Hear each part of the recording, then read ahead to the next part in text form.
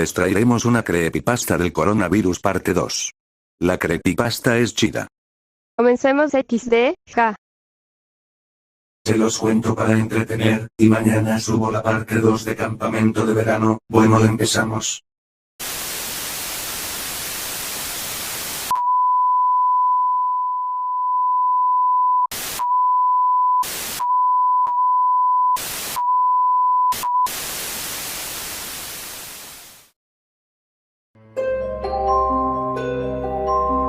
Han pasado 5 días desde que se hizo el anuncio de una nueva variante del COVID-19. El anuncio que acaban de pasar por el televisor fue transmitido por todo el país, por todos los canales de noticias, junto a la información de que se van a cerrar todas las fronteras de todos los países. Nadie podía desplazarse de un país a otro, ni siquiera a otra ciudad del mismo país. Estaba totalmente prohibido, incluso muchos de los hospitales del país estaban llenos. La gente se infectó tan rápido que parecía imposible, así que se tomó la decisión de poner en cuarentena estricta a todos los hospitales donde hayan registros de contagiados. Las visitas estaban prohibidas, y todo por querer contener esta nueva mutación, que convertía agresivos a los contagiados.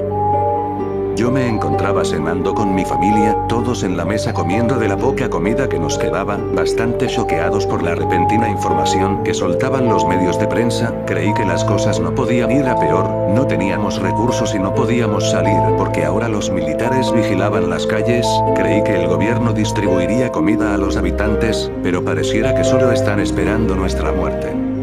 Mi hermano pequeño era el único no tan impresionado por las recientes noticias, debido a que estaba distraído jugando con el celular de mi padre. Normalmente lo regañarían por jugar en la mesa, pero por esta ocasión dejaron que se distraiga, así evitamos que las noticias lo asusten. Me incliné un poco a ver qué es lo que jugaba mi hermano menor. Era un juego de plataformas, muy a la vieja escuela. También pude notar que la batería en el celular era de 62%, no era de esos celulares que se descargaban rápido. Un par de minutos después, mi familia y yo habíamos terminado de comer, y yo con educación, me levanté para recoger los platos de todos y llevarlos a la cocina. Estaba a punto de colocarlos en el lavabo, cuando de repente, sucedió lo inesperado.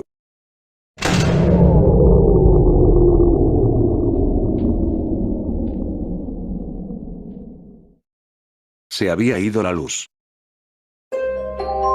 Lo siguiente que pude escuchar, eran las voces de los vecinos afuera de mi apartamento, todos alarmados porque el edificio se había quedado a oscuras.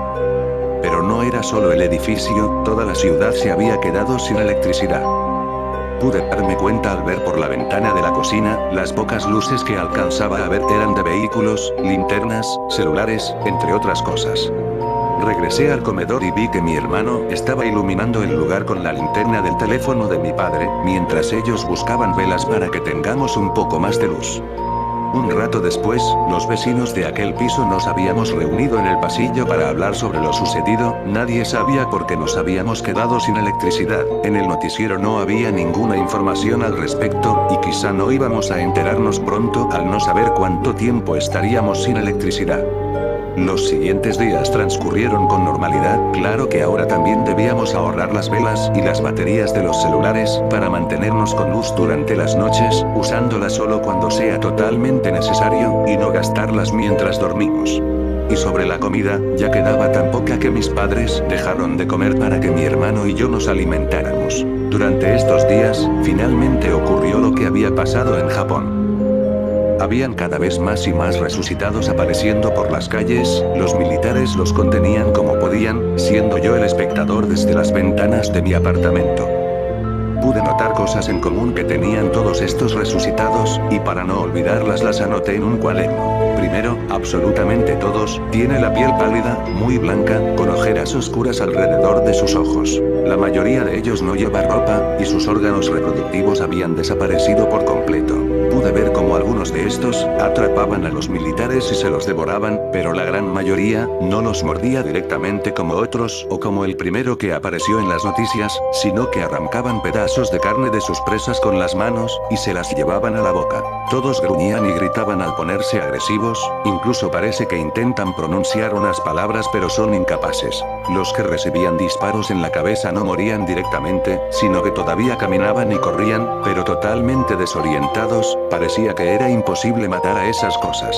No sé cómo interactúen entre ellos, ya que solo los vi confrontar a los militares, los cuales, cada vez eran menos. No fue hasta la tarde del 9 de febrero, que pude ver como ya no había rastro de ningún militar en las calles. ¿A dónde fueron los que quedaban? Por mi mente pasó que los habían retirado de las calles por las innumerables bajas que habían día tras día. Pero, si ya no hay militares, ¿a dónde fueron los monstruos? Mi pregunta fue respondida al instante, porque pude ver como un grupo de estos corrían en dirección a los que hacían guardia en la entrada del edificio en ese momento. Entré en pánico, y fui a avisar a mis padres tan rápido como pude. El mensaje de alerta se había comunicado muy rápido, todo el edificio ya se había enterado y todos estaban entrando en pánico para escapar. Desde ese momento, habíamos dejado de ser un grupo de supervivientes, ahora cada quien estaba por su cuenta con los suyos. Mi familia y yo decidimos escapar del edificio de cualquier forma, así que mi hermano y yo llevamos en mochilas las pocas raciones de comida que nos quedaban, y mis padres se armaron con lo que tenían a la mano para defendernos. Mi padre se armó con una vara metálica, decidiendo ir a la delantera, y mi madre se armó con un cuchillo de cocina bastante grande, decidiendo ir detrás de nosotros para cubrirnos las espaldas. Antes de salir del apartamento, todos nos dimos un abrazo, con miedo por lo que podría haber afuera, y finalmente, salimos por la puerta, buscando una forma para escapar del edificio. Mi madre dio la idea de que escapemos por el estacionamiento, lo que nos llevó a bajar las escaleras del edificio, con bastante agresividad para pasar entre las demás personas. Algún que otro vecino nos atacaba para robarnos, pero mis padres lograban hacerlos a un lado. Luego de unos minutos, habíamos llegado al estacionamiento del edificio, varios coches todavía servían pero no teníamos las llaves. En ese momento vimos como un chico estaba sacando unas llaves delante de una camioneta, bastante tembloroso y asustado. En mi mente se me ocurrió pedirle que nos lleve con él, pero mis padres tenían otra idea. Mi padre se acercó a él por detrás, y empezó a ahorcarlo con ayuda de la vara que llevaba, y mi madre, al tener paso libre, le quitó las llaves rápidamente, abriendo el coche para nosotros, dándonos una clara orden de que subamos. Tanto yo como mi hermano estábamos muy asustados, éramos demasiado jóvenes para entender el porqué de esas acciones. Tengo recuerdos muy borrosos de ese momento, lo poco que recuerdo es ver cómo mi padre avienta al joven al suelo para subirse también, y cómo un par de esas criaturas corrían al chico tirado en el suelo. Mis padres dialogaban en los asientos delanteros, mientras mi madre conducía algo nerviosa porque cada 2 segundos se cruzaba con un resucitado por la calle. Ambos decidían a dónde debíamos ir, mientras yo abrazaba a mi hermano para tratar de tranquilizarlo ante tanto caos, además de que mi madre daba giros bruscos al conducir. Diría que yo era mejor conduciendo que ella porque papá me había enseñado un poco antes de que llegue el COVID. Tras un rato de histeria, mis padres decidieron que vayamos a un bosque, junto a la carretera que nos llevaba al noreste de la ciudad. En ese sitio boscoso no deberían haber resucitados, porque la gente en la cuarentena no habría ido hasta ahí. Tras un viaje de como hora y media, habíamos llegado a la desolada carretera, no había ningún otro coche a la vista, pareciera que somos los únicos humanos en la tierra. Aparcamos el coche a un lado de la carretera junto al bosque, casi llegando al final de este, puesto que no queríamos perdernos. Bajamos del auto para estirarnos, y tomamos la decisión de hacer una fogata más adentro del bosque para que nadie que estuviera cerca pueda notarnos. Había caído la noche, teníamos suficiente leña acumulada para una fogata que dure toda la noche, y sobre la fogata decidimos cocinar lo último de comida que teníamos. Cocinamos las últimas carnes crudas, mi madre preparó una pequeña ensalada con lo último de vegetales que teníamos, y mi hermano compartió con nosotros agua que había puesto en una botella antes de salir. Esta vez mis padres decidieron comer con nosotros, por sentirse tranquilos de que todos hayamos salido a salvo del edificio. Todo iba muy bien, contábamos algunas cosas para distraernos, mientras el delicioso aroma de la carne nos rodeaba, y la fogata nos calentaba. Tomábamos turnos para beber de la botella de agua, y mi hermano pequeño tomó prestado el celular de mi padre para jugar por última vez, ya que ese teléfono solo tenía 15% de batería. Antes de que nos acostemos para dormir, había notado que un arbusto se había movido detrás de mi madre, me incliné un poco para ver de qué se trataba, pensando que era un animalito o el viento, convenciéndome de que era eso porque no se volvió a mover. Estaba a punto de acostarme para dormir, cuando un fuerte gruñido nos pone alerta a todos.